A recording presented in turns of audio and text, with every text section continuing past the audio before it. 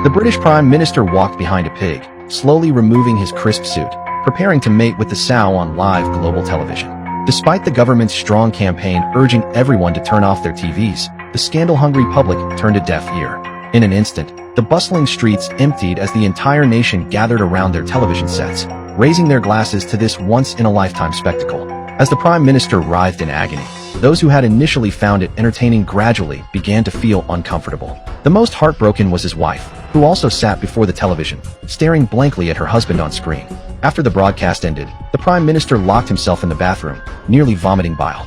Officials waited outside the door when they received word that the princess had been found on the Cross-Sea Bridge. It turned out that 30 minutes before the broadcast began, the criminals had already released the princess.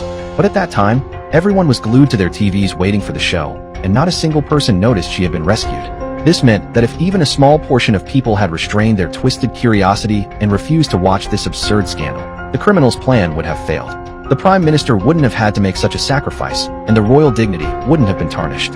A year later, the Prime Minister finally emerged from the shadows. Because of the kidnapping incident, he became a hero who had sacrificed his personal reputation to save the princess. His public approval ratings actually improved.